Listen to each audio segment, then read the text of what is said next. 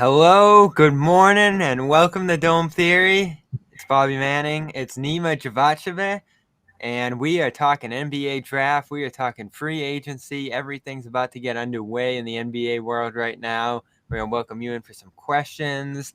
This is a rare, actual live event, Dome Theory. Normally I'm doing more topical stuff here, but it is a big day in the NBA world, and I didn't do much draft preview on this show. I did a little Celtics-oriented second-round thing, which people probably cared more or less about depending on how into the 45th pick you were. But it was an interesting draft.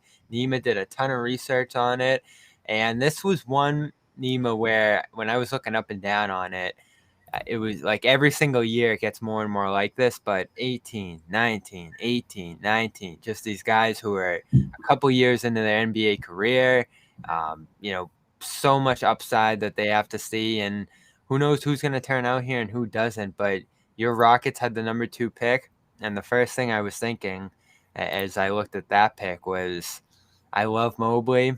I love his upside. I think he's one of the guys that could, if he meets his potential, become one of those transformative wing big hybrids. But you go Jalen Green, and you liked it. I think a lot of people liked it.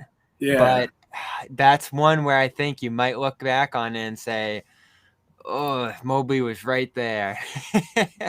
Bobby, I'm going to be honest. I don't care if Mobley was right there. We're going to be bad for the next couple of years. That's just how NEEMA covers the Rockets, by the way, on his for anybody who doesn't know, I cover the Rockets. Realistically, the Rockets are going to be bad for the next few years. I've talked to a couple of Rockets fans, and they're arguing we're probably going to be in the play-in next year. If we're in the play-in next year, it means one of Kevin Porter Jr. Yeah, it means one of KPJ, Jalen Green, or Christian Wood are all-stars or borderline all-stars. Even though, Christian Wood was technically an all-star snub last year, although he got hurt. I think if he would have stayed healthy, he was averaging 25 and 12 before injury, so maybe he's an all-star. But I think it means one of Kevin Porter Jr. or Jalen Green kind of took a leap forward, or Christian Wood is more of an impact player, less of a stats player. He was very much like a stats player, not really impacting the game much last year. So take me inside Green Mobley, that trade-off there, because I know Green's scoring potential is through the roof. He's a little bit smaller, I think. He's on the smaller side for a guard, but he had that G League experience. Still got to put some things together in terms of vision and defense at this level, but that scoring is probably what you're looking for there. You want him to become a scoring title level player who's just leading your team. And yeah, you've seen plenty of teams build to that point guard spot. Portland, Golden State. You can do it, and you can win a championship. Kyrie to some degree in Cleveland. No, he's got good size at 6'6". So what's the trade-off here in your mind between Green and Mobley? Yeah, so Green's going to probably be our long-term 2 guard. I think the 2 position is one of the most important positions on the team, or just having a scorer, first of all, having somebody who can fulfill that role. So the Rockets are very much in build for 5 year from now mode. So what they're trying to do right now is basically place dudes on the roster that will be on the team competing 5 years from now. Jalen Green is the perfect guy to lead a team. First of all, the mentality's there. You don't really get that a lot with a lot of players. This dude is a workhorse.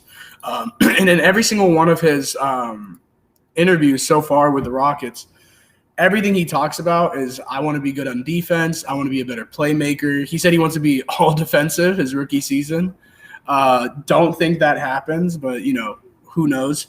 Maybe he at least is a very good defender. I think he's very focused on that end, even though those are him, that and playmaking are his 2 biggest knocks. Those are the 2 things that he talks about the most in terms of things he wants to be able to do next year. I'm very excited for that. I think on top of everything, you look at Green and you kind of see, you got to remember who Tillman Fertitta is whenever you think about roster moves. This is a dude who's going to put butts in seats. The Rockets suck last year. And the Rockets also don't have a good history of, selling out, even with Harden. We did not do a good job at, getting people in the stadium. Jalen Green is one of those guys that he does that. I don't think I mean, you look at the vibe in Houston right now, it's amazing. I mean, you got him, Josh Christopher, Kevin Porter Jr., Christian Wood, KJ Martin, Jayshawn Tate, all of these guys who are very like high energy guys, very personable, love to, they're just fun. And that's the one thing is I think if you're going to be bad for a few years, get very high potential guys and have a lot of fun. Mobley's fun to watch for sure. And, he's a very good player. I'm not saying he's not. And I do think, maybe a year or two down the line, or not a year or two, but like 5-6 years down the line, maybe we look at Green and Mobley and we say, oh, Mobley's probably the better player. But, I mean, Green's also, in my opinion, he's going to have the same shot of being, a transcendent kind of player, an all-star year in, year out. I think Mobley will be too. So it's just kind of the trade-off of which one you prefer.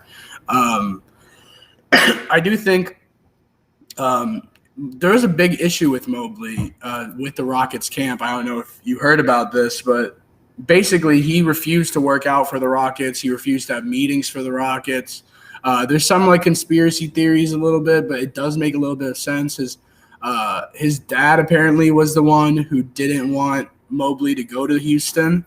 His dad also coached at USC when Kevin Porter Jr. was there and got kicked out. So there might be a little bit of animosity between KPJ and the rest of the USC staff, and that probably leaked into the decision for Mobley as well. But I just think having Jalen Green on the roster, especially with the other two picks we made, like I think you maybe missed out on the best center in the draft, but you probably got the second best center in the draft, and you got arguably the best defender in the draft as well. And then also Josh Christopher, who's another one of those like the scorers, but he's also a lockdown defender when he wants to be. I'm happy about it. I just think maybe we got too much at once. So I'm very interested to kind of see what happens over the next couple of months with the Rockets, how the roster changes, because I'm looking at our roster right now and we got no shooters and we got a lot of wings who you're a rebuilding team. This is just the ground floor. And it was a good spot for a team that had for sure. No but picks forever to bring in 4 guys. You can't develop 20 dudes at once. That's the only thing. And so like you gotta still develop them within a system.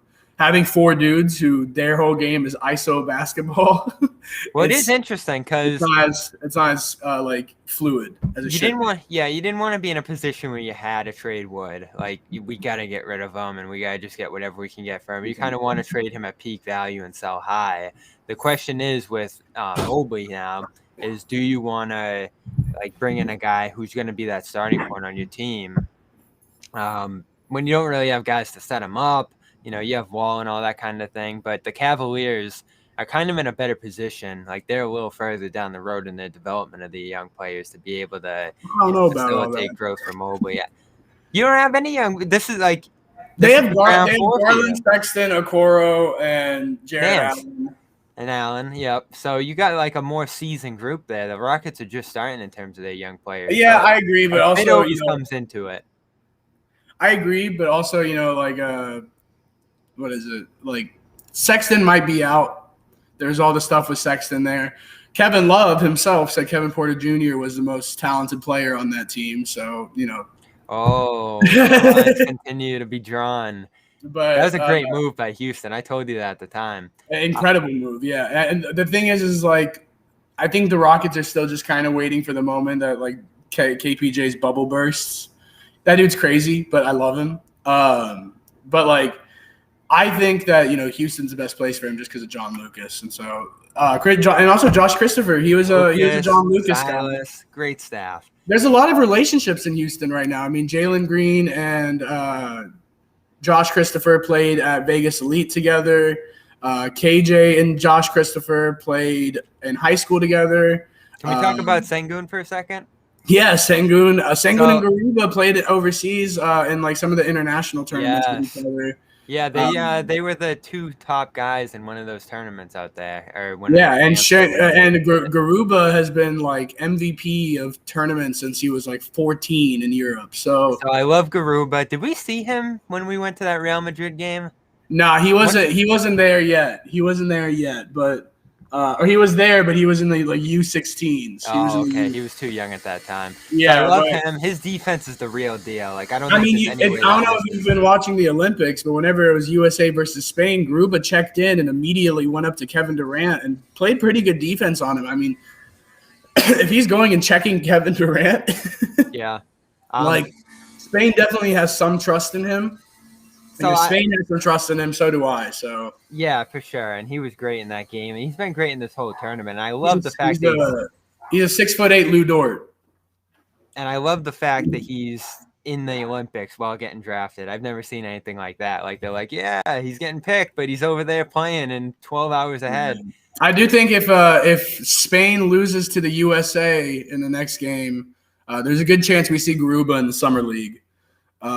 It's about 6-day difference between the beginning of Summer League and after that game. So we'll see if he makes the trip over.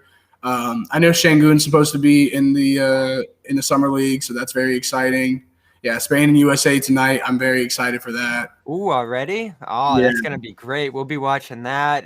Knockout agency. So everyone knows, I know we got a lot of Garden Report fans in here.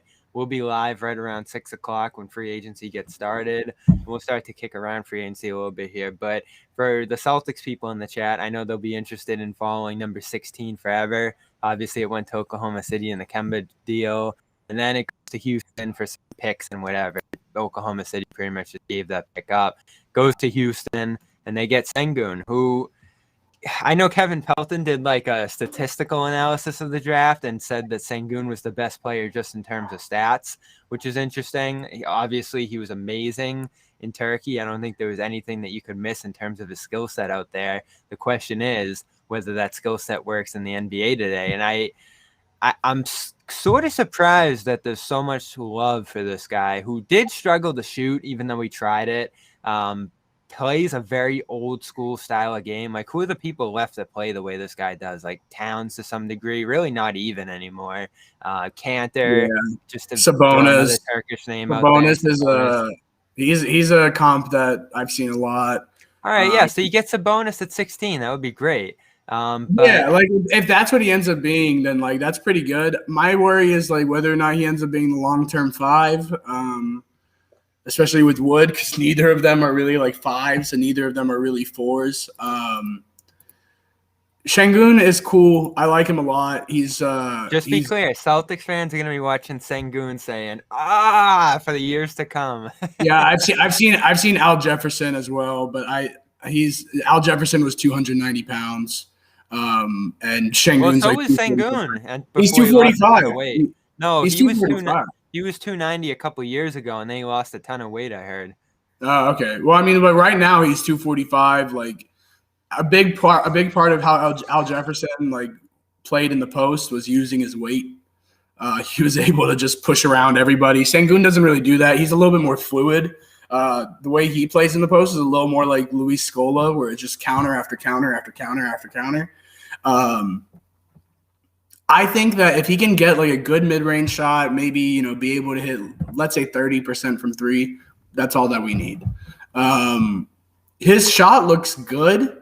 It doesn't look horrible. I'm not crazy about his form because he kind of goes with both hands.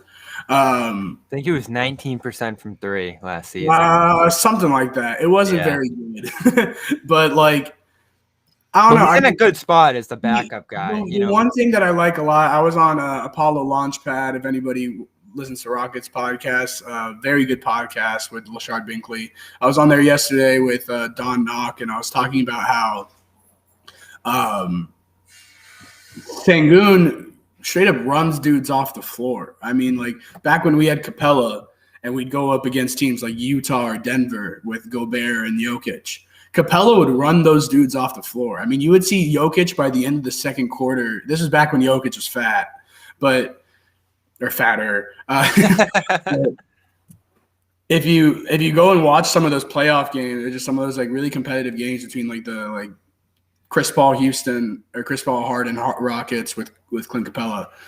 By the second quarter, Jokic is gassed because Capella's just sprinting up and down the floor.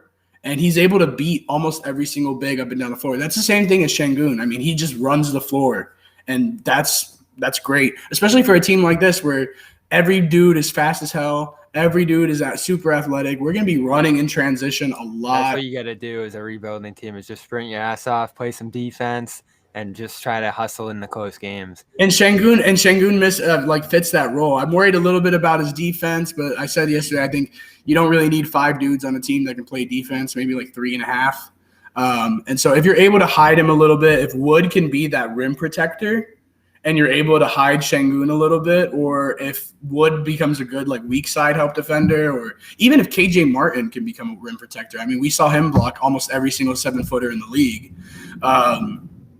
But then I think, Sengun's going to be able to adapt a little bit more. But if you start forcing him to protect the rim, force him to play and drop, make him start switching and stuff like that, that's where I think he's going to start struggling. But I don't think he's going to start right off the bat. I don't know what the starting lineup is going to look like, especially because we got guys like John Wall, we got guys like Eric Gordon, who we just can't seem to get rid of. Taco? Do we want Taco? Yeah, maybe get Taco to protect the rim. That seems like a good fit. I do see a lot of questions coming in the chat. We'll take those toward the tail end of this one. We're going to kick around a bunch of different topics before we get there. Obviously, free agency gets started today. I did a big East offseason preview last night. Well, it came out a couple weeks ago, but I updated it last night with everything that's happened so far. Obviously, there's been a bunch of shakeups in the East. Draft night, there was a ton of activity. The Hornets got better. The Wizards did different things. We'll talk about that Westbrook trade in a little bit. So if you want to check that out, go over to my Twitter account. I'm going to retweet that post. And it's part of my Patreon where I'm doing some NBA and Celtics coverage with deeper level analysis. We'll get some Q&As, some exclusive interviews, stuff like that. That's $5. You'll get these off-season previews and a bunch of other stuff that's going to be coming up the line right here. So it's also just a good way to support my NBA coverage here if you want to. And you like this show too, you can support this show. Get on iTunes, get on Spotify, do all those different things. I know you were talking about NEEMA when you came on here, the Lowry thing that's going on. Toronto just working on a sign and trade with the Heat. The Heat could maybe add DeMar DeRozan too. You had Butler, you had Bam, you have Hero. They'll probably bring back Robinson. So that's looking like a pretty good situation in terms of spacing, in terms of playmaking, and just in terms of gluing everything together next year. They're going to be much better if they have a team. I don't know so much in terms of spacing. I mean, you put DeMar, Jimmy Butler, and Bam on the court, they're just going to be when you have those three out there together. I think if DeMar comes, he's going to understand it's more of like a bench backup point guard role. Or I say comes like I'm a Heat fan. But if he goes to Miami – Lowry, Hero, probably Robinson, Jimmy, and Bam with DeMar off the bench probably is what I'd assume they do. I don't think you start DeMar, Jimmy, and Bam together. Maybe you end games together, but starting them together is a little wild. You're not going to be able to get shots off. Both Jimmy Butler and like DeMar DeRozan are the two most reluctant three-point shooters I've ever seen outside of Ben Simmons. So it's not like neither of them can't hit it. They both like shot threes at some point of their career pretty well. I think they just like it's not in their game right now. But they can throw Hero and Robinson. Lineups and mix it up a little bit. Robinson helps. I'm very curious to see what Robinson gets. I don't think he should get that much money, but there's some people saying that they're going to get 21 million, 20 million, like 15 million for Robinson. I think 16. That's a lot. It's not like the Knicks. The Knicks are kind of like the tone setters for these restricted free agents. Right? Yeah, I think the Knicks should just trade for John Wall and call it a day. I think the Knicks are going to be that team that floats an offer sheet. All of a sudden, the Pelicans are like, oh, crap, now we might have to keep Ball at a higher figure if we want to keep him. Maybe they float one to Robinson. I've seen the Knicks and Fournier. I wouldn't do Fournier. I'd do a Robinson because he is one of the best three-point shooters in the league. You'd be getting Fournier for his three-point shooting. So I wouldn't do Fournier. I'd just trade for Eric Gordon, but that's a different – yeah. No, but I think the Heat are going to be able to keep everyone together here, which is good. This is kind of their best bet with how Butler's age is panning out. It's interesting because Butler's kind of on a different age path than Bam is here. Bam's got a longer way to go, but they kind of have to rush us along a little bit for Butler's sake. because I don't know how many years he's going to have left at an elite level here. Yeah, I mean, Miami's going to be on some interesting stuff. I do think Lowry to Miami is a pretty done deal. I do think it's going to be for Goran Dragic too. Like Goran Dragic is going to be like And Precious. Probably Kezi Okpala as well. Oh my God, Toronto! My Raptors are just going to be so excited after a year of Baines and Boucher to get a guy like Precious. Like the bar is so low up there in Toronto. In terms of big men, yeah. And now they have Precious, Pascal, they have Scotty Barnes, OG Anunoby. So yeah, what are the Raptors doing? Yeah, they're just getting some long ass dudes who can play defense and see what Nick Nurse can do. I don't love them passing on Suggs. Did you hear about what happened with Suggs? No. So apparently, according to like some Toronto insider on Reddit, who I guess he's like pretty vouched for. He's been vetted. Suggs had a horrible workout with Toronto, and then basically they called it short, and they were like, "Come back tomorrow." And he came back the next day. He came back the next day and had another terrible workout. So apparently Scotty Barnes just absolutely killed it, shot the leather off the ball. Really? Yeah, like won them over with his personality, and they ended up going with Scotty. I mean, that was their guy from the beginning, but it's just here's what I get about it. You want to pick the best player available, and Barnes' defense is probably better than Suggs' offense will ever be. So you would predict that would end up in Barnes being a better player. The problem is you kind of need a starting point as a franchise now that Lowry's gone. I don't know if it's Siakam. Doesn't seem like it the way they're floating him everywhere.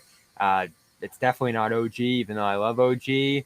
And Barnes, like I know he plays a little point guard, not a ton there at Florida State last year. He's not a point guard. Yeah, he did just a little bit because that's what Florida State does. So you don't really have a starting point as a franchise now. I mean, they had Raekwon Gray playing like point guard minutes at times too. Yes, so like they just in Brooklyn. Yeah, and so I agree. Like I think it's a tough guy to pass up on because and in terms of like leaders, right? Like you're losing arguably the best leader in basketball, if not one of the top like 3 or 4 in Kyle Lowry. Yeah. Yeah, and so like he's one of the like just the best leaders there are out there. Everybody vouches for him. So you're probably him in Boston bad. Yeah, you need to replace that. Like you need to replace that like mentality. And Scotty Barnes does it a little bit, but there's levels to it. And I think Jalen Suggs is just so much higher up on that echelon that I would much rather just go with Suggs, have him like basically take the reins from Kyle Lowry and have him just play the next Lowry role. He doesn't need to be doing everything. Like, yes, maybe Barnes' defense is going to be better than, Suggs' offense, but Suggs doesn't need to go be a 25, like 8-8 type of guy. He just needs to go out there. He can in Orlando. Yeah, he could in Orlando. I'm curious with what Orlando's going to do now because, I mean, yes. I never know what Orlando's going to do. Suggs, in my opinion, is the best out of their 4 point guards. But you got 4 point guards under like 22 years old. You got Cole, Hampton, Fultz, Isaac, Suggs. I think they're all there, right?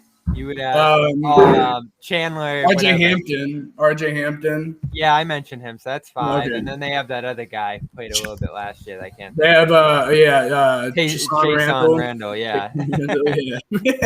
And who knows? Maybe they'll add another one in free agency here. But yeah, it's kind of a mess down there, and it wasn't a great place for Suggs to end up, just in terms of being able to play in a relevant situation. But he'll put up big stats probably on that team. You got Wendell Carter too, who's kind of like a ball handling big man. So maybe they're just trying to. And they still got Mo Bamba. I still have some hope for him. And a lot of picks. They got a lot of picks, and so. Who did Orlando take at 8? They took Franz Wagner. That was interesting. I mean, that's okay. It wasn't. That's the thing. Like Wagner wasn't bad value. I feel like Davion Mitchell to the Kings was stupid. Oh, stupid. I didn't see Primo going to the Spurs at all. Don't love it. Now they're looking at Markkanen. Tough time to be a Spurs fan. There's just there were some wild deals. And the thing is, like, Primo could very likely like break out and become a star. But it's the most San Antonio pick I've ever seen. And also, like, with a guy like Lonnie Walker, who, like, I feel like they should be very high on, at least at the Spurs games I've seen, like, he plays pretty well. He busts up Houston every single time he plays us. But, like, even they don't back have to a tone setter there. That's the problem with having like some good guys, but not like a central piece to work around. They just have a lot of equal parts there, and no one really rises above the others. yeah, like Devin Vassell, Keldon Johnson, DeJounte Murray. Like, you got a bunch of like really, really good role players playing together. And so you don't have a leader there. Josh Primo, he's not going to be that guy this year. He's not going to be that guy next year. Like, I think there's a couple other guys on the board that went like around that time that I would have rather picked if I was the Spurs, if I wanted like a leader, if I wanted a high potential guy that can probably break out. Josh Primo is a high potential guy. I think it's going to take a little bit. Real quick on the Warriors, who are the team we've missed here in the top 10 to 15. Yeah, man, the Warriors killed the draft. Did they? They killed it. You think so? I think Kuminga, like, if Joe Lacob did a what's it called? Interview. Presser, yeah, last week. Or not last week, yesterday. And he basically talked about how the goal here is compete now, develop now. So you got a guy like Moses Moody who can come in and help on day one. He can learn a ton from Clay. I mean, he's basically built the same way as Clay. His game is built the same way as Clay. Clay can teach him how to really, develop those skills in the same way. This is Moody? Yeah, Moses Moody. And I think Moody can also help. Park?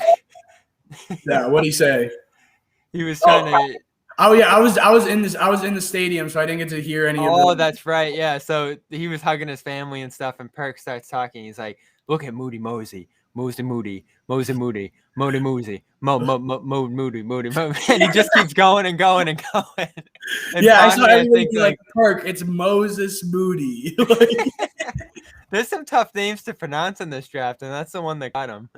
I'm surprised that's the one that got him, but no. That was so funny. He's gonna be really good. Like, that's one of the guys that I was super high on. He was number 6 on my big board. He fell to 14, so that's huge for Golden State. He's a Clay-like guy. You're saying? Yeah, like he's a Clay style. Like, he's somewhere in that echelon. Arkansas. From Arkansas, yeah. He's somewhere in that spectrum of like Kevin Huerter to Klay Thompson. I get that one, especially at 14. Kuminga at 7 is interesting because he's so raw. He's so early in his development. He's playing a position, hypothetically, where other guys are going to be for the immediate future here. And here's the thing about the Warriors. These first-round picks aren't cheap. Like, that's why the Knicks traded out to try to, like, save those $3 million that you're paying a first-round pick. At the top here, number 7, it's more like $6 million, right? So with the Warriors tax bill, that gets tripled, essentially.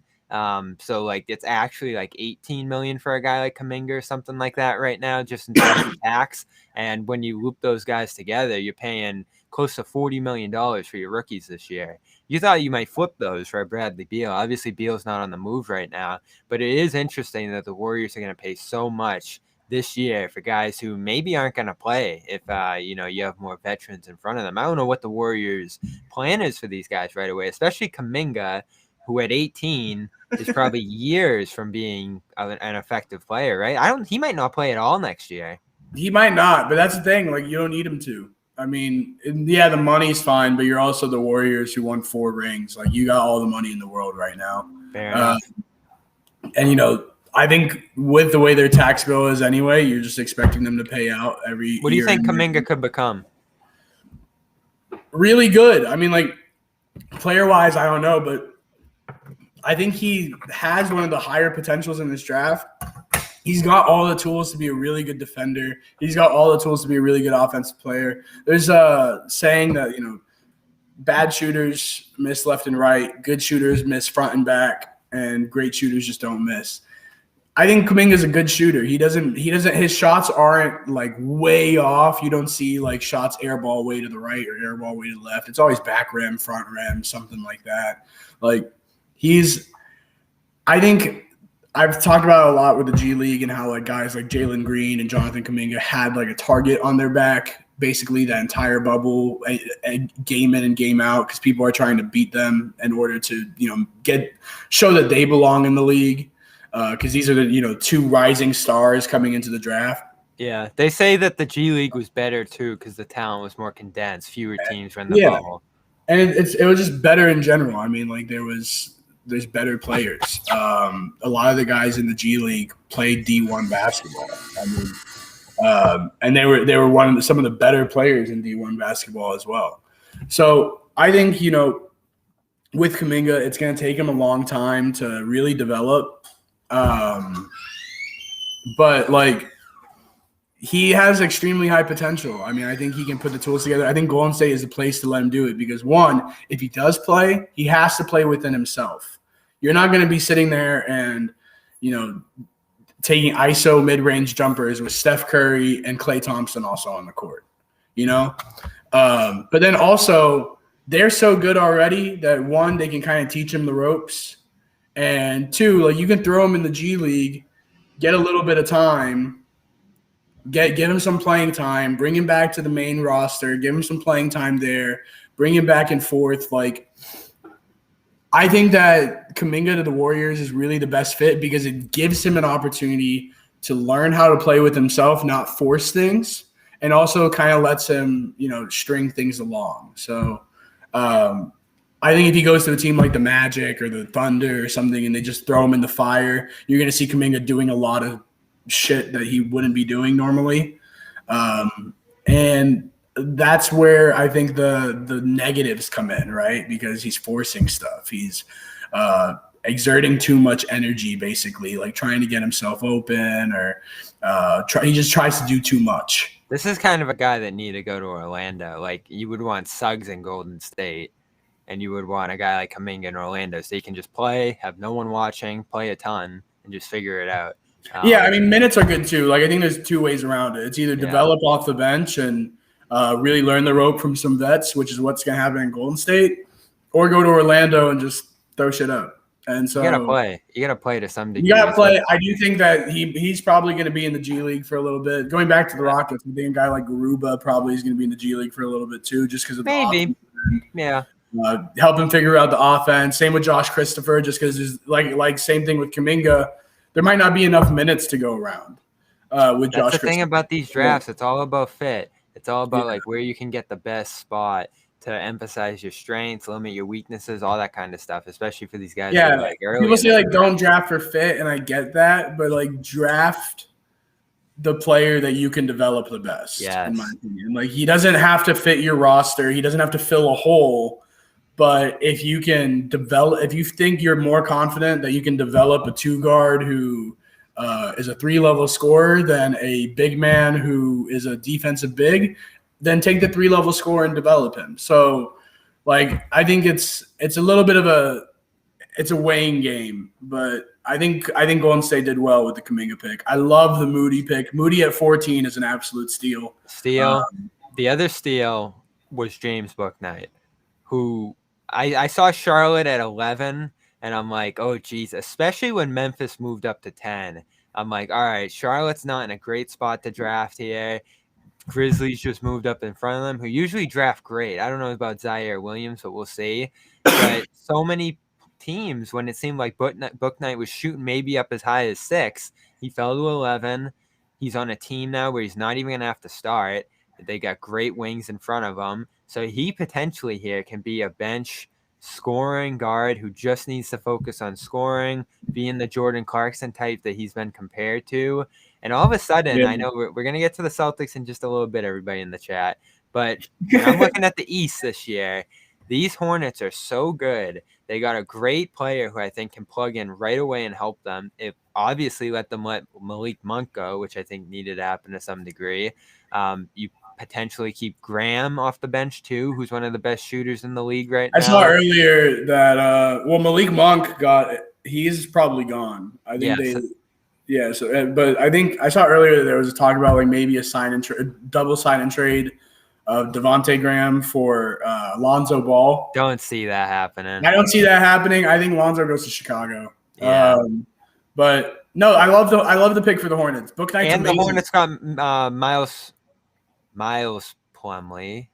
Yeah. Mason Plumlee. Mason Plumlee. Yeah, they got Mason Plumlee, so Detroit can go sign Miles Plumlee now. Yeah. I don't know. Like, there's a lot of teams.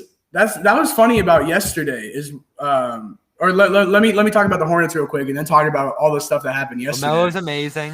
LaMelo's going to be great, and Book Night at 11 is an absolute steal. Book Night next to him is great. Plumlee at the 5 does way more than Zeller did. And I think he's just a much better passer. You're going to have a lot of great ball movement on that Hornets team. Oh, they're so great. Book Night's going to be running the floor with LaMelo. Please, NBA. We need like 40 national Hornets games. Yeah. The best part about all of this is the guy that they were targeting at 11 and Kai Jones, the guy that it was rumored that they were going to get at 11, they actually ended up getting at 19 while also getting James Bouknight. So absolute win for the Hornets. There's a couple other teams that I think really won the night. Atlanta getting Jalen Johnson and Sharif Cooper, both of them just sort of falling into their lap. Like Jalen Johnson at 20, in my opinion, is a steal. And Sharif Cooper at 48 is a robbery. Sharif's going to get to learn a lot from Trae Young, another 6-foot-tall dude who, is an amazing passer. Sharif's going to learn a good amount from him. I think the 3-point percentage is going to go up a little bit as well. And then, another team that did really well, in my opinion, is the Clippers. They got Keon Johnson and BJ Boston. Both of those, very, very intriguing players. Keon Johnson, very good defender. I think he can be a good defender off the bench for them. He's going to – if they keep Pat Bev, I could see him being under Pat Bev's wing a lot in terms of the defensive end, really teaching him how to play defense. And then BJ Boston, just really high potential guy who can,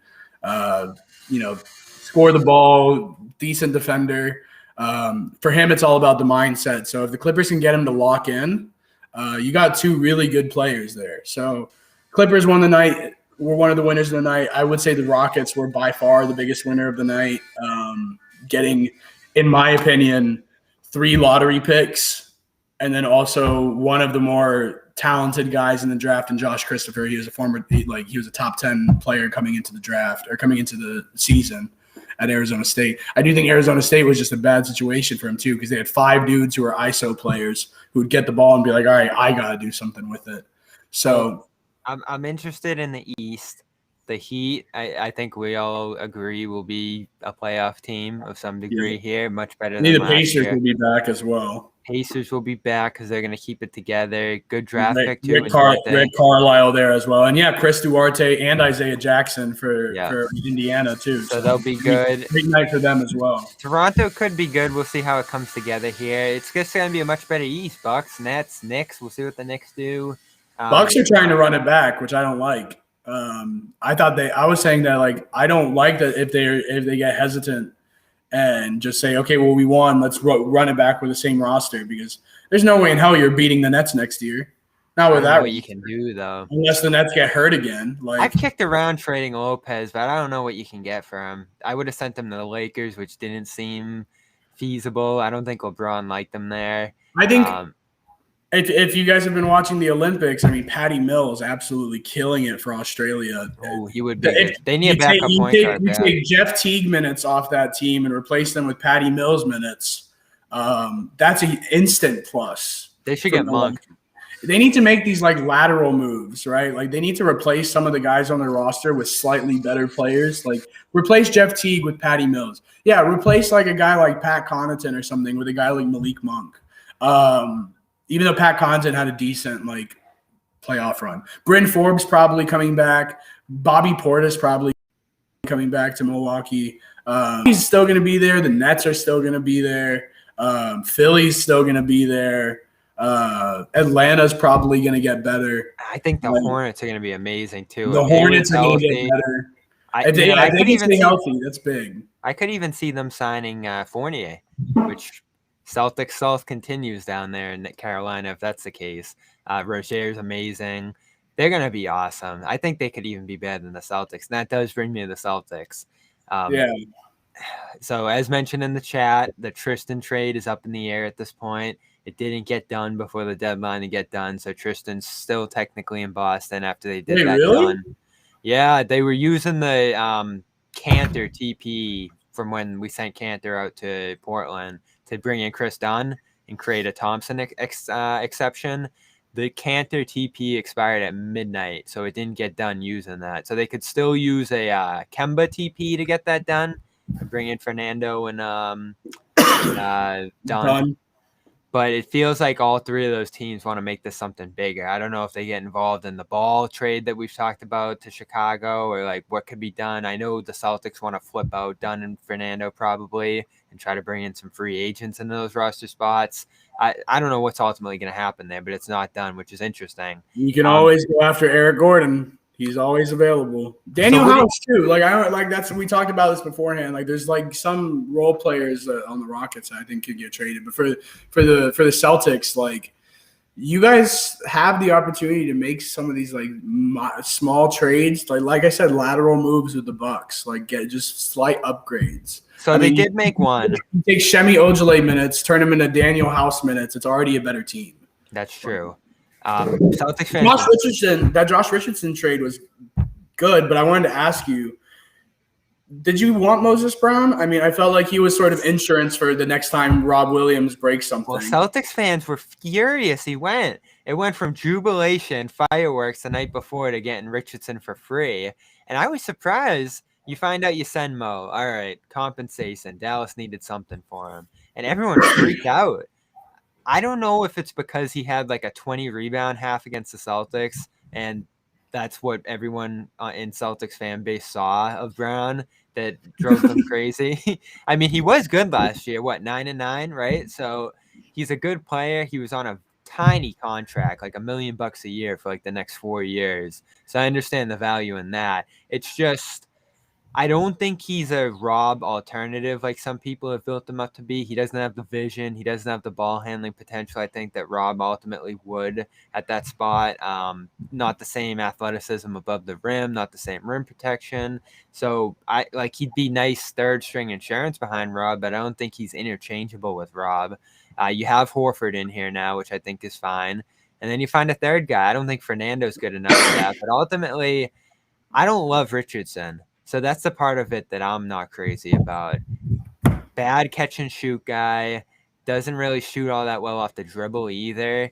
Was just tried in Dallas and Philly as like a secondary like combo guard type next to high volume forwards and Luka and Simmons.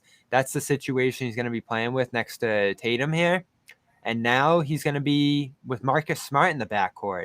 And both those guys are just completely erratic shooters. I get if you can't upgrade as a team offensively, which the Celtics probably can't, you go all in on defense. So I get that.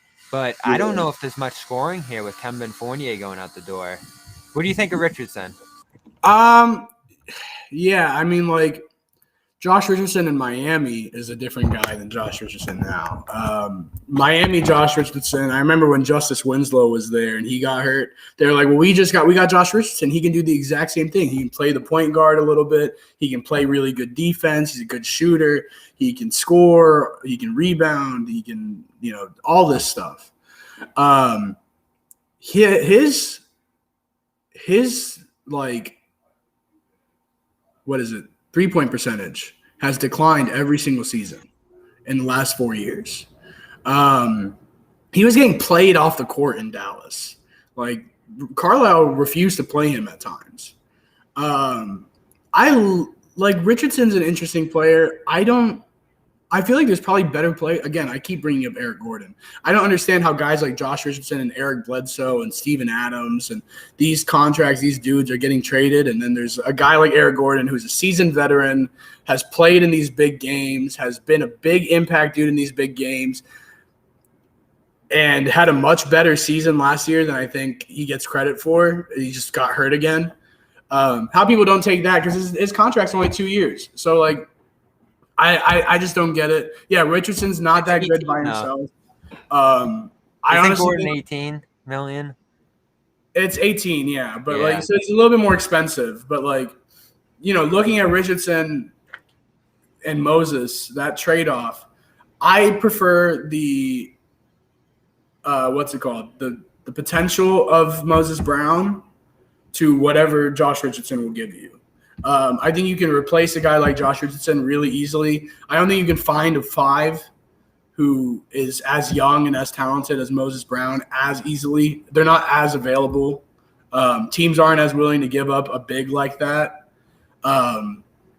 Moses, obviously, like, he's been moved around a lot, so who knows? But was there a bomb apparently? Because I see a lot of people saying. No, I'm not seeing that. Yeah, that wasn't real. But yeah, like, I mean, I don't know. I think I'm not huge on the Josh Richardson deal. I think if he comes off the bench and he plays especially a little bit, if he's replacing Fournier, right?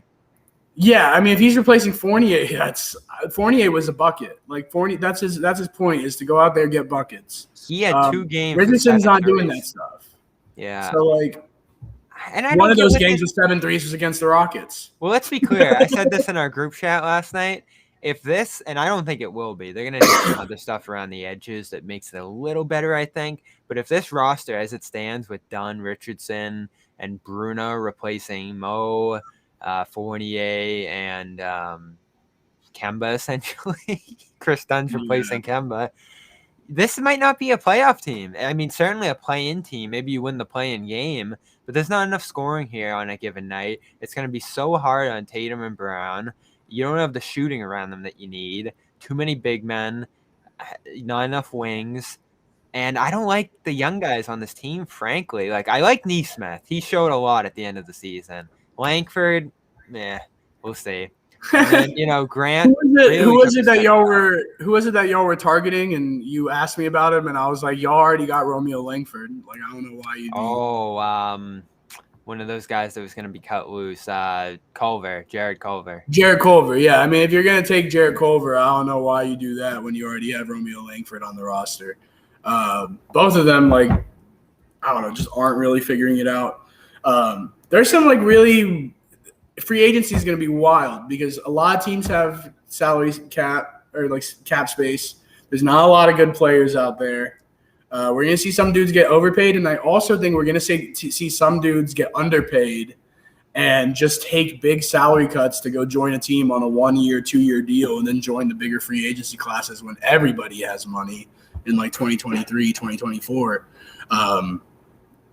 But, guys like like, for example, I know Isaiah Hartenstein is asking for $5 million a year this offseason. Well, that's an option. But I don't think you'd use a mid-level on him, though. And I think he can get that much money, even though I don't think he's good enough for that. Like, I think he can get that much money because there's not that many people in the free agency. Somebody that I think y'all should target is Jared Vanderbilt. That's somebody I'd be willing to give the mid-level to. And he's probably going to get about 3 years, $18 million. Give him about $6 million a year, a nice little stretch 4, who's extremely athletic, plays pretty good defense. You put him next to a guy like Jason Tatum and Jalen Brown, that's a much better roster. Yeah, and you're right. Like, you do want to flip out some guys. If you can get rid of Edwards, go ahead and do it and try. I've been asking you for about a year, when's Carson Edwards getting traded? I know. Like, I don't know what there's this sense in Boston that they have to keep developing these guys. And all of a sudden you have a guy in Semi. He got drafted in 2017. He's not staying this year, but he stayed next year in 21. So you had him for 4 years. He never really got better. He probably got worse. And all of a sudden you weren't giving other guys opportunities in that spot. What if the Celtics didn't sign Semi last summer and signed O'Shea Brissett? Yeah, that would have been nice, wouldn't it? I mean, maybe not signing Semi in general would have been nice as well. I still don't understand what the project was with Semi Ojeleye over there for like 5 years of just being like, let's play him, let's not play him. Oh, you're gonna do the same thing with Edwards? Let's make him a spot-up shooter. No, let's make him a point forward. Let's make him the defensive stopper. Like, y'all couldn't figure out what to do with Semi the entire time. And now you're doing the same thing with Edwards. Are you doing the same thing with Grant? You want to get the only difference is Edwards is 5'8", and, like, you need to use him as, like, a spot-up shooter, and he wants to go and play point guard.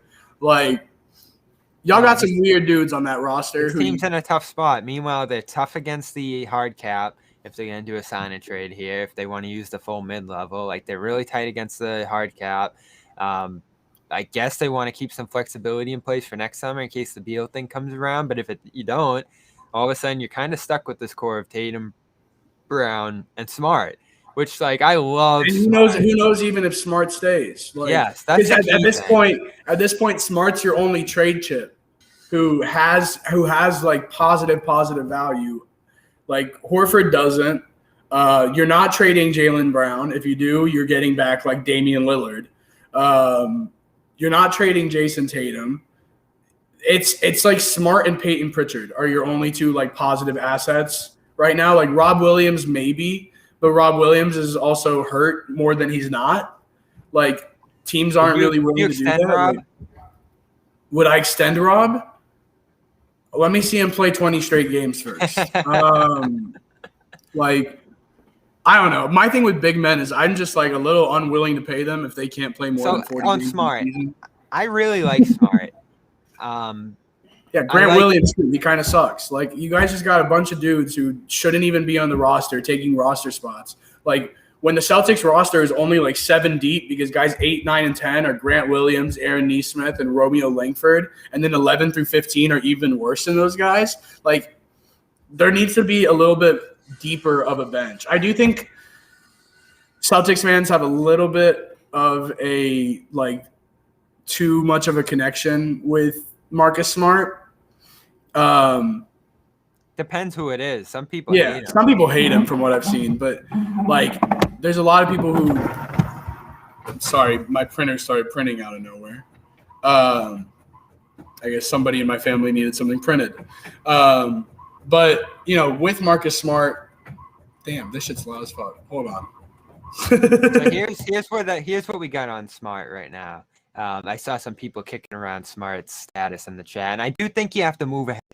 You need to trade up on Smart's value. You're right. He's the only value guy that you have. I don't think he's a good fit as the third option on a team. We saw that last year. A lot of people are oh, let Smart be the point guard for a year and see how it goes. You kind of saw it last year when Kemba was out. It didn't work all that well, and he was too focused on offense, and his defense kind of took a hit. He got hurt. It looked like he tore his Achilles, which would have been horrible. Last year would have been even worse if that ended up happening. Yeah. It was just a calf strain. So I'm looking at this Chris Mannix thing now, and Chris Mannix is solid out there on these reports, saying that the Celtics would have interest in Spencer Dinwiddie, which obviously would be a long term. Did you see what? Did you see I think in our group chat it was sent a couple of days ago of how Dinwiddie said that him, Beal, and Rui Hachimura would be a great big three. I don't know. Dinwiddie's cool. That's another guy who just is hurt a lot. If I'm listen to this real quick because this is interesting. Yeah. Mannix says Boston's acquisition of Josh Richardson could spell the end of Marcus Smart's run in Boston. Probably. Which is what I said, you can't play those guys together. So Smart has become a fan favorite over the years in Boston, but Brad Stevens has been frustrated by Smart's unpredictable play in recent years. Smart, one of the better NBA perimeter defenders, is entering the final year of his contract. They could extend him, but two people familiar with Stevens' thinking tells SI it's more likely Stevens will look to trade Smart before the season starts. The Celtics shopped him last year, seeking multiple firsts. And what's his value now? Probably a first-round pick and a rotation player, an Eastern Conference executive told SI. Might be able to swap him for a similar player that fits a positional need. Yeah, so I do agree that Josh Richardson probably means that Marcus Smart's out. I think having both of them is a little repetitive. Neither of them, they kind of do the same things. I would say Smart does everything a little bit better, but Smart's also a little bit more expensive. I think he's $14.3 million compared to 11.6. I know I keep bringing up Houston, but you look at a team like Houston with vets like DJ Augustine, vets like Daniel House. You have Sterling Brown, David Nwaba, Kelly Olynyk, who you can go and make sign and trades with, and all that stuff. Go to these bottom-feeding teams right now. Say, do you want your vets or not? And put them into the TPE. I believe DJ Augustine fits that Kemba Walker TPE perfectly. Unless they use that. He's a great in my opinion, he's one of the better off the bench point guards in the league. He keeps things afloat. He's a smart player. He doesn't do anything like crazy, but he like I said with Patty Mills earlier and how I think the Bucks should go sign Patty Mills. DJ Augustine, he's not as good as Patty Mills, but he keeps things afloat. He keeps things afloat, unlike, if you're putting the hands or the ball in, Carson Edwards' hands or, Peyton Pritchard's, you're not really knowing what you're getting. But Peyton Pritchard's also a rookie, so y'all need a point guard. Like, that's the thing. Y'all need a point guard. Y'all should stop caring about whether or not Marcus Smart is on the roster and say, how do we get a point guard? Because yes. Or you could get a point guard. Ricky Rubio just got traded to the Cavs, and even though I feel like Ricky Rubio just means like you trade for him. Smart for Ingles? Yeah, 100%. Yeah, let's say you trade Smart for Ingles. You have a secondary ball handler in Ingles. He's not necessarily a point guard, but you could sign Patty Mills, and all of a sudden you have ball handlers everywhere. Maybe you don't have like an absolute 4 general. You could do McConnell too, if that works. TJ McConnell just got brought up too. TJ McConnell's a good name as well. Yeah. I do think the Pacers just got rid of Aaron Holiday. Yep. They're trying to keep McConnell. So they're probably trying to keep McConnell. I would trade, there's a couple dudes out there that I think, they should be looking at. Ricky Rubio, definitely one of them, although Rubio just finds himself on bad teams year in and year out. Rubio's a little too expensive. Yeah, and he might be a little bit too expensive. Yeah, Terry Rozier coming back. I mean, they got a lot of point guards. They missed that one. Devontae Graham, who is a free agent. Lonzo Ball. I mean, he's all right. So here's the Ball thing. Let's do the Ball thing. Lonzo makes a lot of sense. Like, people that don't want him, like I don't know. I don't get it. I don't get why you don't want him. So you think Ball will be in Chicago? I think he'll be in Chicago. Yeah. So here's the tricky thing about that for me.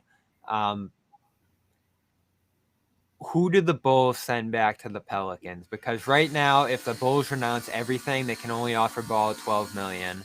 I don't know if the Pelicans want Markkanen, do they? Like, you could do that, but I don't know if the Pelicans want Markkanen on a new contract.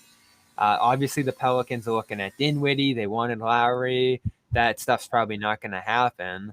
So unless you get like a third team in here, the Bulls are going to have a tough time bringing Ball in without sending back Satoransky or Young, who I was surprised they didn't cut because that could have opened up even more cap space. Young's there to stay for sure. Thad Young is like the vet of that team. I think the non-guaranteed contract just is how things ended up being played out.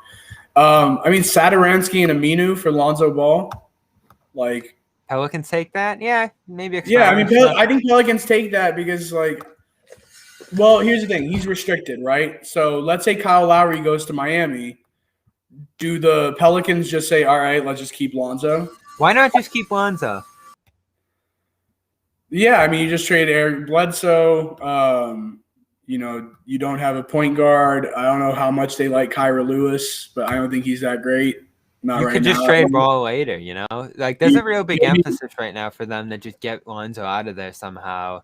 When you have him on restricted rights, that would feasibly limit how much he's going to get paid, which maybe would piss him off, and maybe he'll be very unhappy going into camp there and playing for the team early next year. But you should keep Ball because he's a good player.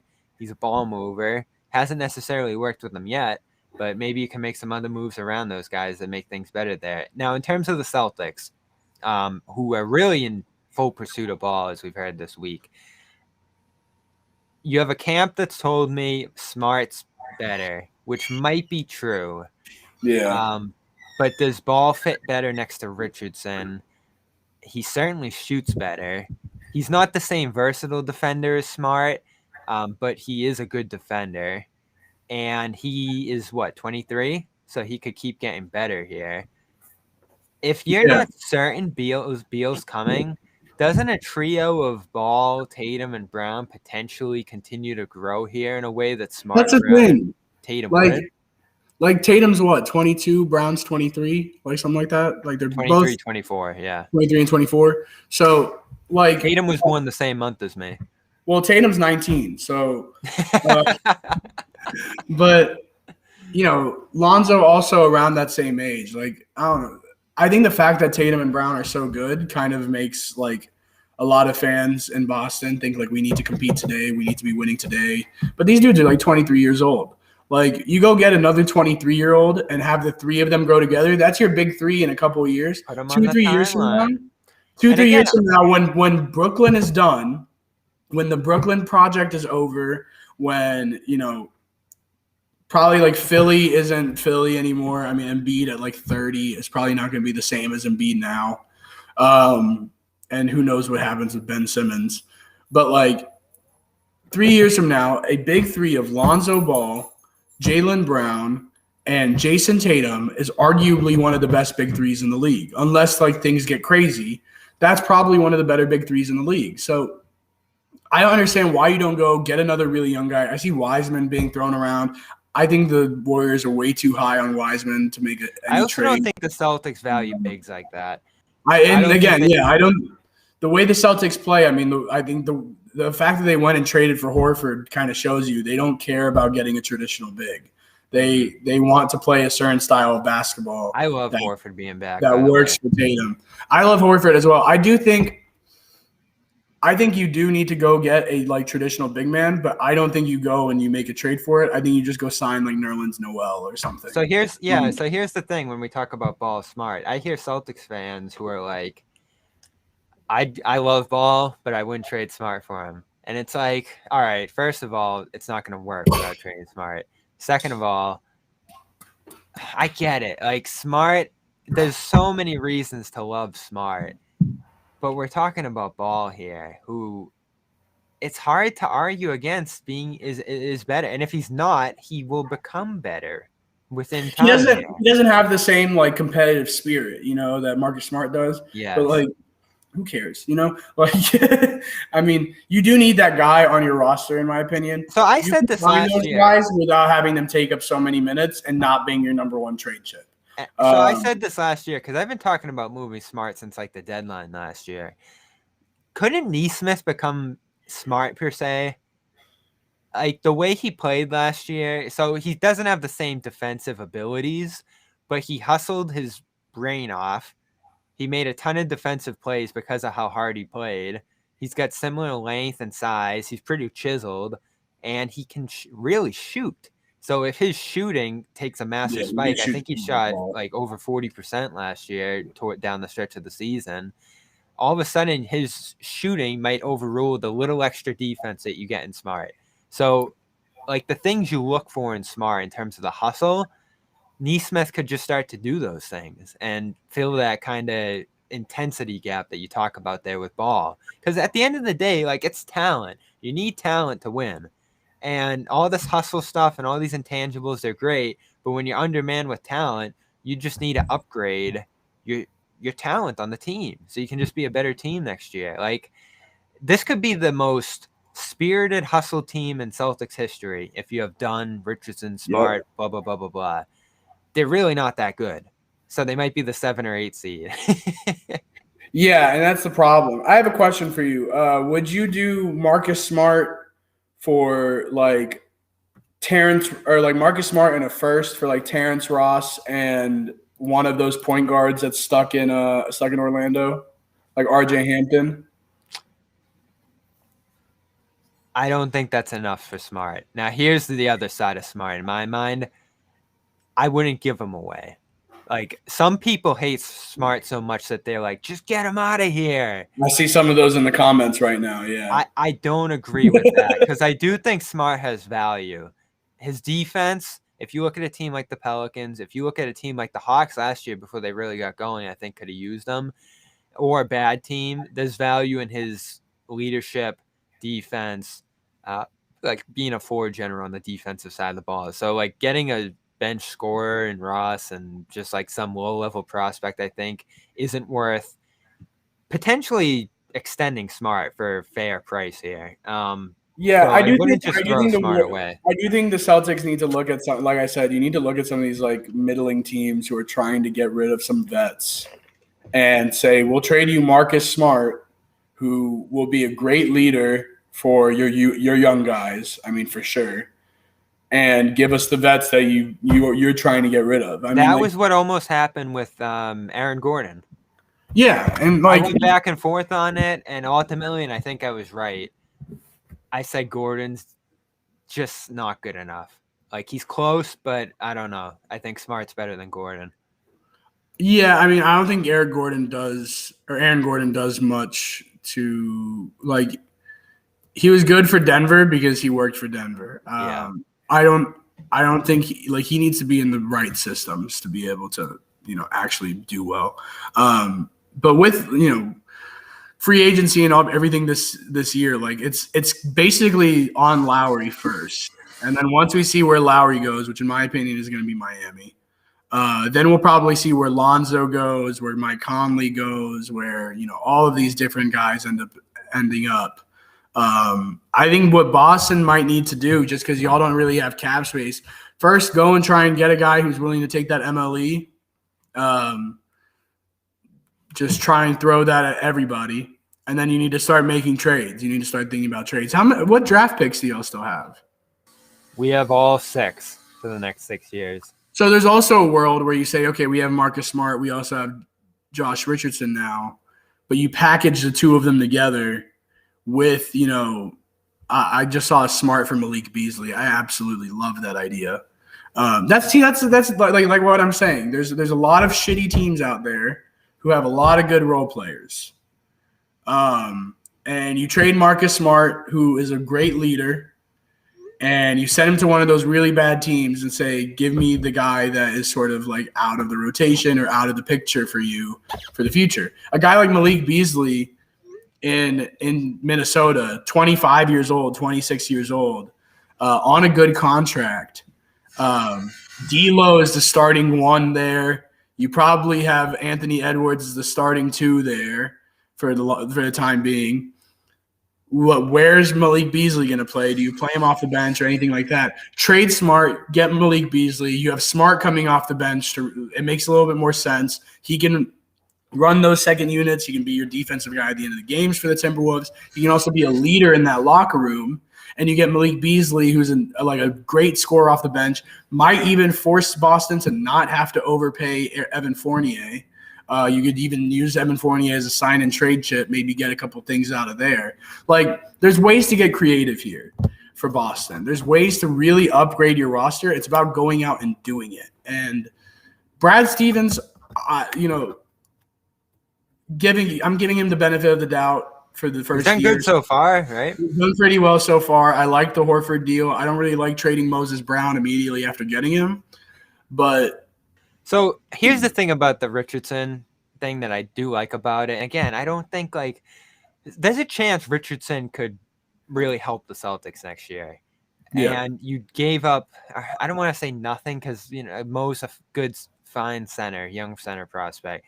But you essentially gave up a guy who makes $1 million for a really solid $11 million player. And when you have no cap space, no real flexibility, I think using the TP. So the first half of the TP from Hayward went to Fournier. This was the rest of it. So you really did essentially get Josh Richardson, who I don't love, but is an NBA starter for nothing. So that's pretty good in terms of the guys that were going to be in that TPE range money-wise, like $11 million. I like the Richardson thing in that sense. But yeah, you do have to kind of build a roster here around it. I want to kick around some other free agency things before we get out of here and then take some questions from people. We'll continue to see what is coming through here and kind of just hang out for a little bit, just see what the buzz is before free agency gets going at 6 o'clock today. Dinwiddie. There was some talk of a secondary trade between the Wizards after they dumped Westbrook and got all those Lakers guys. Nets would be picking up Kyle Kuzma, Harrell. Again, Nets are a deep tax team, so those would be really expensive additions at $13 and $9 million. That would probably be more like, who knows, tax-wise, probably close to 160, 70 million to add those guys. I'm not good with the tax in terms of what gets multiplied. I do usually think that teams deep in the tax get multiplied by about 3. So if you're taking in 22 million, it's close to 70 million in tax money for those two. Yeah, I don't know if you saw Bobby Marks' tweet about the tax bill for the if you signed Dinwiddie, it would be $87 million or something like that. So the Nets can't keep Dinwiddie. There's a lot of different ways they could sign and trade him. Would the Nets be interested in Smart for Dinwiddie? I think They it's kind should of be. I think it's kind of dangerous if you're the Celtics trading Smart to a team that you're going to be playing 4 times a year and pissing them off. But if you get Dinwiddie as your point guard of the future, that's probably pretty good, right? And Dinwiddie's like, I'm sure he's not very happy about the way things are going in Brooklyn either. I mean, maybe he is. I don't know. But, like, Is Dinwiddie a future point guard for a team, like a guy you really invest 20, 25 million in here? isn't he like 28? I don't I think might have he's that that wrong. old. I think he's older. Maybe it's just a mustache. It's been a while since we've seen him. He's 28. Yeah, he's 28. He turns All right. 29 by the end of next season. I mean, So like, at the end of this contract, what future? You know, by what future? I guess it's just the fact that he's really good right now. Yeah, I mean, he's good now, but he's also like a year removed from injury. Let's see what happens. I mean, Yeah. I think there's going to be a team that overpays him. That contract might not look good in a couple of years. It might look great, but Dinwiddie's also a businessman. I mean, I have him on LinkedIn. That dude's a businessman. Above all, you have to pay him in Bitcoin. That's right. Gotta pay him in Bitcoin. Yes, sir. But no, he's a businessman above all else. Like that's gonna be a locker room. He knows how to issue. make his money, and he's gonna make his money. I mean, that's gonna be a locker room issue on the days where it's down. It'll be like, oh my god, I'm only set to make $1 million this year. But no, I mean, I like Dinwiddie a good amount. I don't know. I think if, like I said, you trade Smart, you gotta be a little bit more like you gotta look for more. But the deal of Dinwiddie for Kuzma and Harrell, I like that a lot for both teams. Yeah, the Nets would be. Well, okay, let me rephrase. I like that a lot for the Nets. I don't care what happens with Washington because like it doesn't mean it's not going to do anything for them. They're not going to be a playoff team probably. Don't know what they're doing. I don't know what Beal's doing. Yeah, I don't know what Beal's doing either. This Beal thing's becoming like KG in Minnesota. I think Beal's waiting to see what happens with Dame. Like if Dame comes back from the Olympics and requests a trade, I wouldn't be surprised if we see Bradley Beal request a trade. I think Beal might just want to go to free agency. He might not even want to trade and just want to play it out. How many more years does he have on his deal? 1? He can opt out next summer. Next summer, he might just do that. Yeah. And so I don't know. I mean, I think with Beal and like with the Wizards, like they're building something very weird there. I like that they got Corey Kispert. Good pick. Yeah, great pick. You need shooters. You need every team needs his Bertans. Man. Too many wings, too many shooting, scoring wings there. Rui hasn't really gotten going the way they've wanted him to. Denny might really go down as a bust. I don't know. He's young, but we'll see. Yeah, he's still very young. Same with Rui. I mean, like, they just got Aaron Holiday. They still have Ish Smith on roster. Like, it's just a weird The problem team. is these guys are solid talents, but none of them play defense. All of a sudden, you're racing the other way, playing the highest pace in the league, trying to score a ton, and you're just kind of that middling team that's running back and forth, like giving up as many as they score. I want to bring up with Boston. I see G. Martin say Beal wanted to come to Boston, but Brad gave away all their contracts. I disagree with that. Let's say come trade deadline, Bradley Beal says, I want to get out of Washington. I'm tired of this.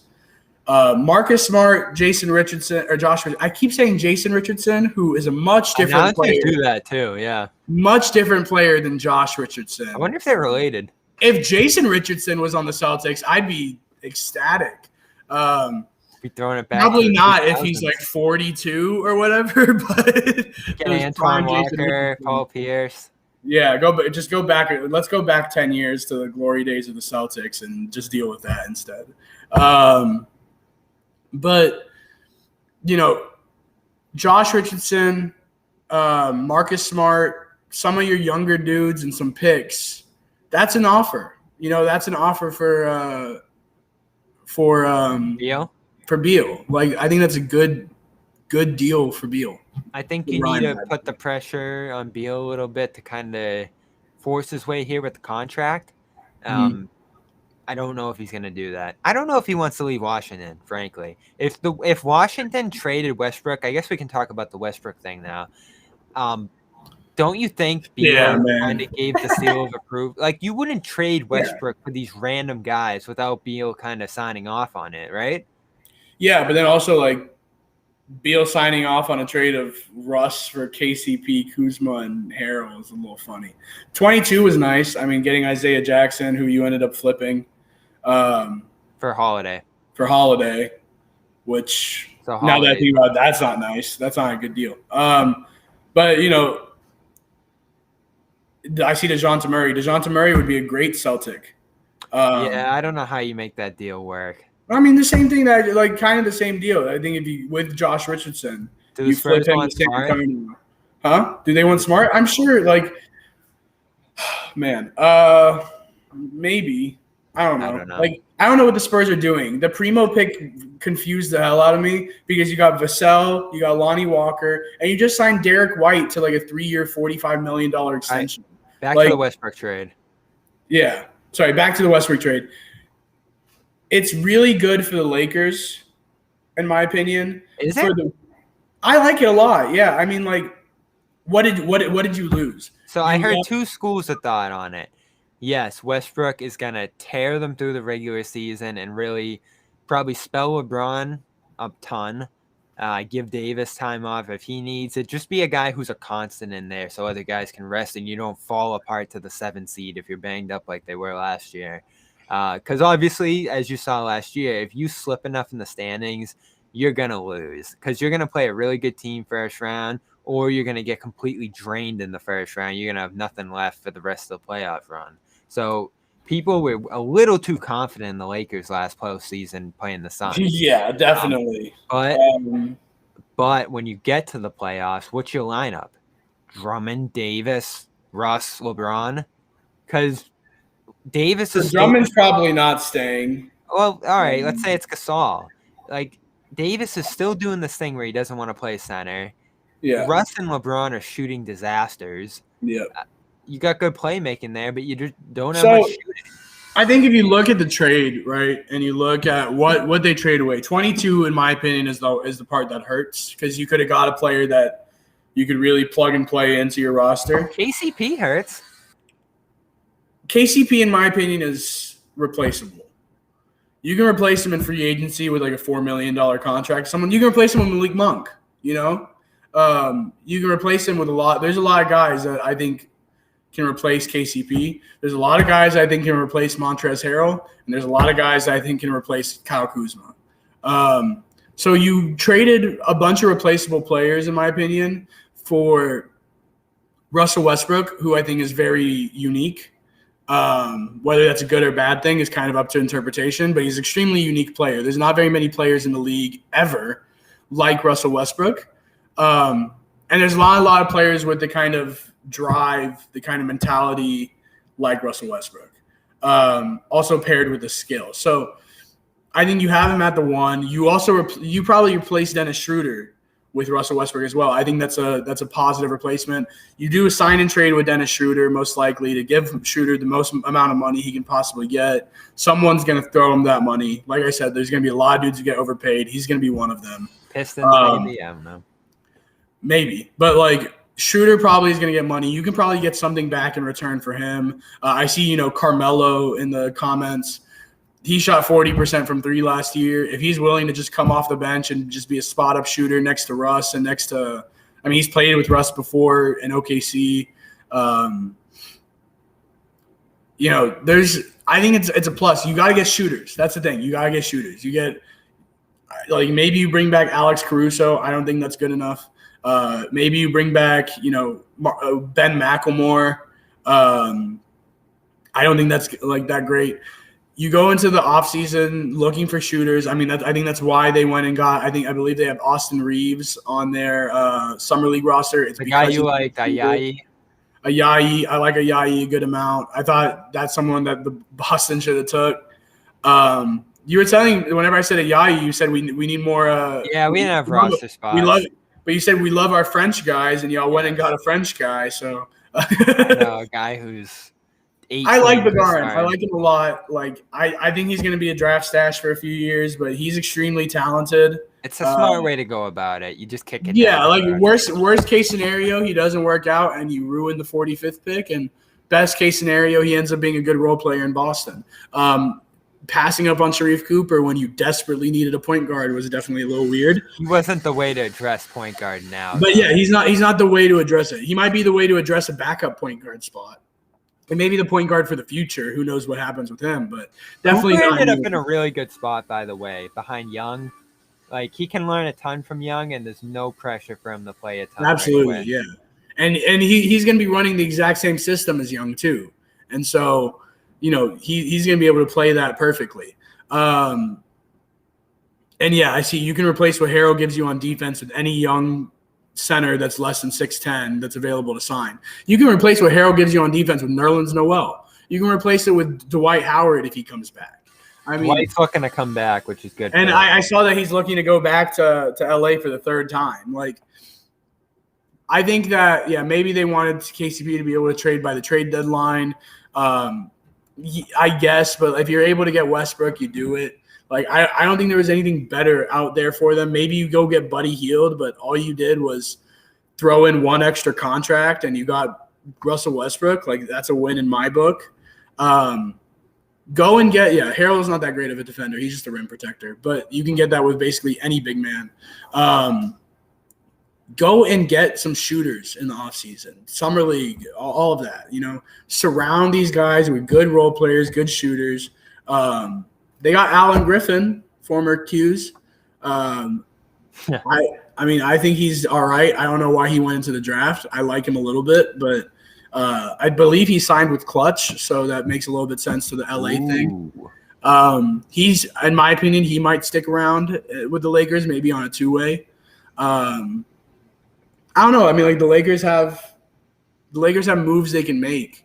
It's just about making them. Same thing with Boston, man. Like, a lot of these teams just need to make the move. Like, so many teams are just hesitant on making moves, and obviously, like, both teams have to agree. So you got to do something that works for both squads. But, like, I don't know.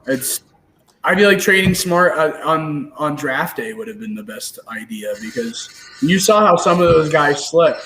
Utah got Jared Butler at 40.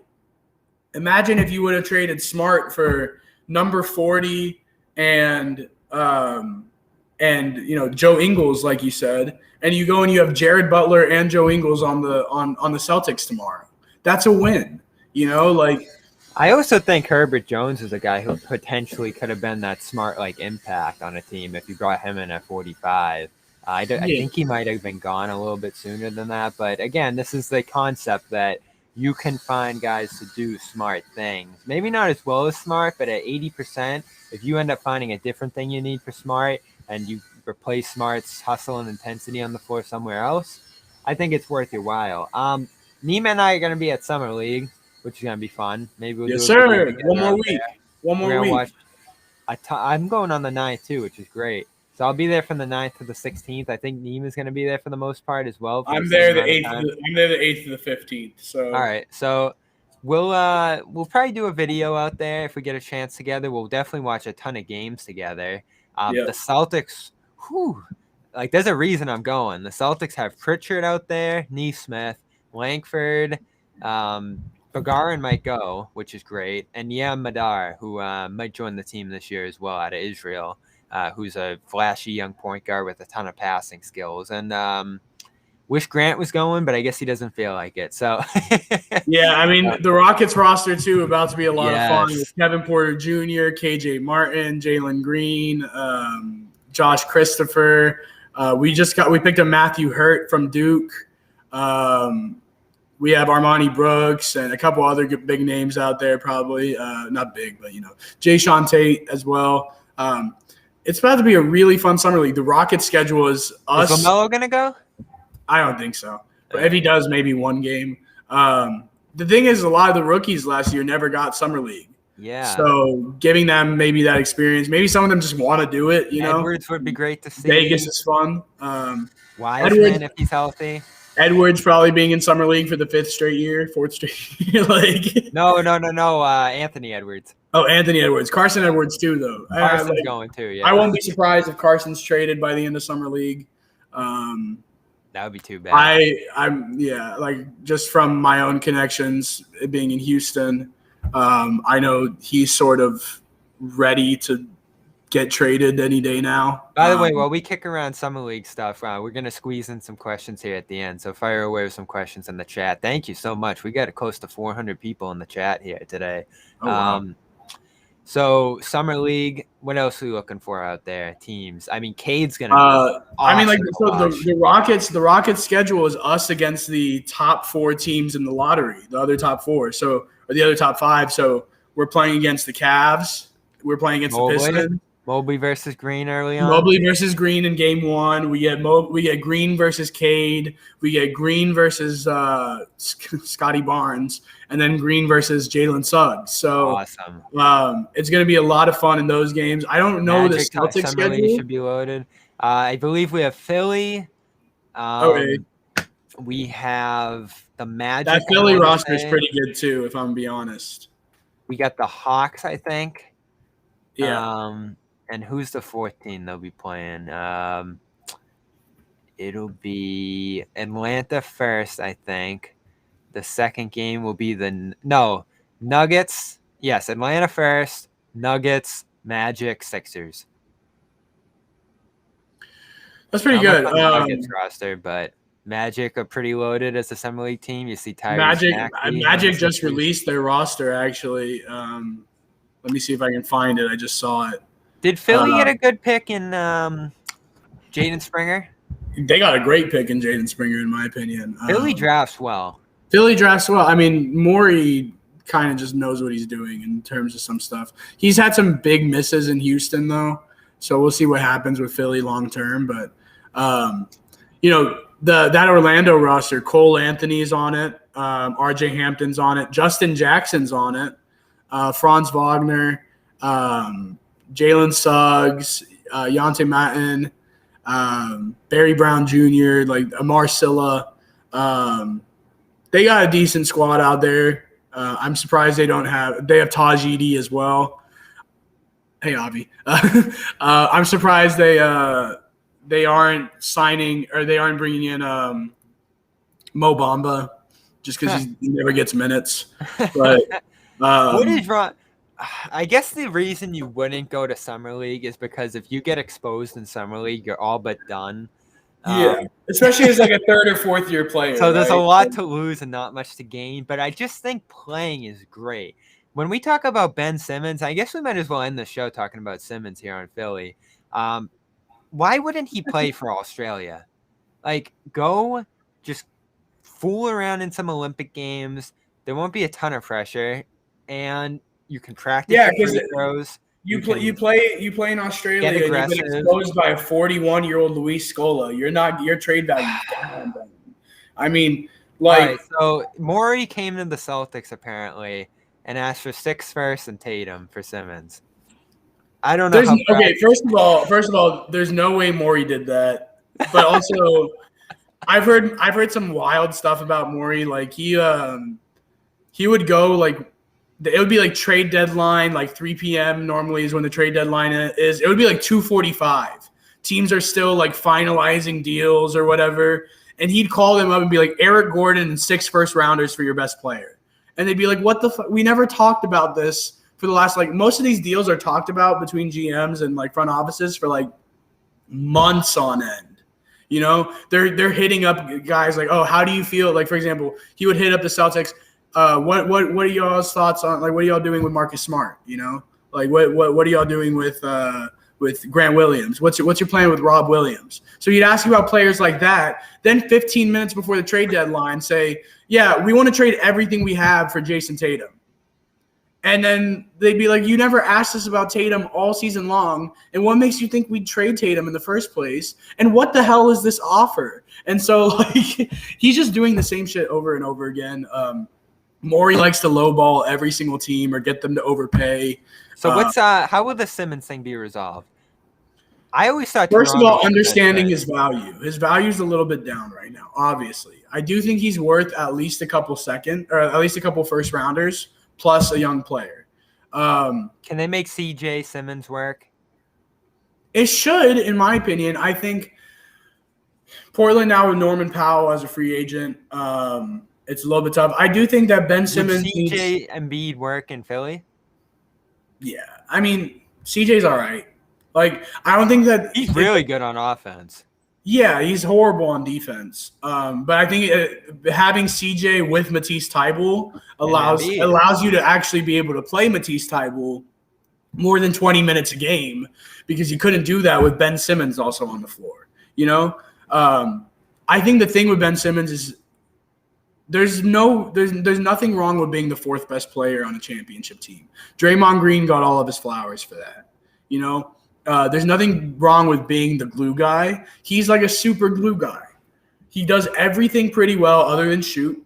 But everything else he does at an above average, like roll, pass, and rebound. Great, yeah. I mean, right? That's all you really need to do. So I think trading him maybe to like a rebuilding team and have a team be able to be built around Ben Simmons' strengths, rather than building a team around Embiid's strengths and getting stuck with Ben Simmons there is the goal. That's why I like him in Toronto, especially with the developmental system. Yeah, I mean, I saw there was the idea. It was like I believe it was Maxey and Simmons and like a future first for Pascal and Lowry, and a sign and trade of Lowry as well. The Lowry thing would have made a ton of sense for Philly because they really wanted him last year. Yeah, and I mean, like Siakam for Simmons, even straight up, like Siakam. I think Simmons is a better player than Siakam, barely. But also, I think it's more of like the potential there. Siakam for Simmons makes a lot of sense. Like it makes a lot of sense for both teams. And I think Simmons and Scotty Barnes are similar players as well. So this is the hard thing in the NBA, NEEMA, and I see this again. Like this happened to the Celtics with Kemba last year. When you have a guy making $30 million, it's really hard to prop them up as a role guy, which is essentially what you're like describing with Simmons and the things he needs to emphasize here. It's hard to take them out of games. Like Doc couldn't do it. Like all he needed to do to win that Atlanta series was take Simmons out of a few of those fourth quarters, and he couldn't do it just because of the status and the attitudes and the egos and all that stuff. And it's really hard to obviously acquire a guy at that stature because the Sixers don't want to sell low on him. The salary coming back's immense. So, like, these are, like, some of the weird things in the NBA that limit a guy like him from figuring it out and may capsize his career. Because, like, at $30 million in the role he's in Philly, he needs to become a star who does everything. And I think, like, that expectation right now is what's killing him. Like, you're right. If he focused on the little things and you could find him, like, a role spot in the league somewhere, it'd be amazing. Like, think of him on Golden State. But it's so hard to make that work, and it's so hard for Philly to make that make sense. But you can't bring him back next year, can you? Yeah, I mean, you can. I think you're just punting on Embiid another year. Embiid's a free agent very soon. Yeah, like I think if you bring Simmons, back, it's just like I don't know. I like Morey needs to realize that Simmons' value isn't that great. Another team that would be great for him is Charlotte. You send him to a team like Charlotte, maybe for like Gordon Hayward. All right. And let Simmons run the four. You have Book Knight on there. You have Terry Rozier. You have all these other guys who can handle the ball, do stuff for themselves. And what's wrong? Sorry, my dog just started freaking out.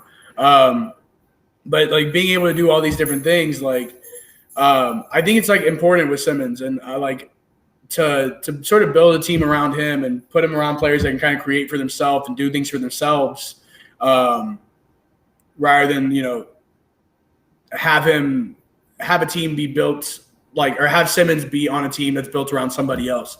I do see, don't take the ball out of LaMelo's hands, and I agree with that. But Charlotte ran a 3-guard lineup a lot of last year with Devontae Graham and with Terry Rozier. The ball was out of LaMelo's hands a lot of times. Like, you can't have LaMelo be the only one handling the ball.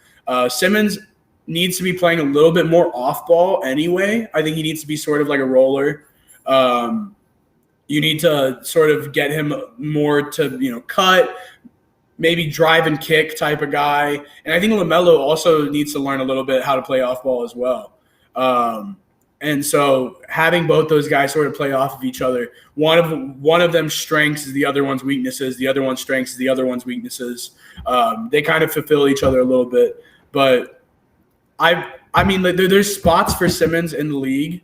It's about getting into those spots and not being a dick about it, and that's what Moody needs to do. Like, no, and it's smart for Philly too. Like, they can't hang on to this. They can't let this keep going forever. So, ultimately, that's our chat. Thank you, NEEMA, for joining us here. Up there he is. Yeah, sorry, I had to go open an the hour door. and a half now. I'm glad we got a little buzz. That smart stuff was good. So we'll be back on the Garden Report with our full cast here for all the fans of that show at 6 o'clock. And you can find this podcast, of course, stream-wise. You can watch it here on CLNS. You can listen to it. I'd appreciate if you subscribe to the podcast stream because I talk my shit on there at the beginning in non-video format. And I include a lot of different stuff in those streams that you don't get here in our live streams here. So go subscribe over there. Follow NEEMA's work. NEEMA, you're at Finding NEEMA 23 on Twitter. Yeah. Follow me on Twitter at FindingNEEMA23. I think the people finally saw you and loved you on here, so this is good. This is a good chat. If you guys, are interested in anything going on with Rockets, follow my Rockets podcast. It's at Gen Z Rockets. I got a lot of cool stuff coming up, especially with Summer League. We'll be out there. We'll do a video. We'll put it up. Yeah, we'll do a video out there as well. And always good to talk to Bob. It's always fun just being able to talk about basketball in general. So I appreciate you having me on here. Dome Theory, great show. Dome Theory, one of the best out there. Oh, by the way, I normally can't tease this ahead of time, but I can now. I do have Jake Fisher lined up for the end of the week here, who wrote that tanking book, which I'm gonna flip through like this the rest of the week, so I can ask a million questions about that. But also, he's been serving most of the reports this offseason, rumors, that kind of stuff, and he's been really on point so far with a lot of them. So it'll be interesting to see what pans out. He just released his last round of rumors over at Bleacher Report, so we'll talk to him on Thursday at 1 o'clock after all these moves go through here this week, and we'll get to kick around the stuff that happened and maybe more stuff beyond that. So NEEMA, awesome. Everybody else, we'll see you later at 6 o'clock. Going to be a great day. Of course, like I said, subscribe to my Patreon. If you, I'll actually drop it in the chat right here. If you want to check out my Eastern Conference off-season preview, I just dropped that in the chat. $5 a month. You get a lot of good stuff over there, especially at Summer League. Like, I'm going to put a lot of exclusive stuff, I think, out of Summer League over there on the Patreon. $5 a month. You get these off-season guides, probably some exclusive videos, Q&As, interviews with people. Of course, I've interviewed Aaron Neesmith and others, and hopefully I'll have some more exclusive interviews coming up in the coming months and such over there. So just a great way to support my career as I keep trying to figure it out here and cover the NBA. Gotta support Bob.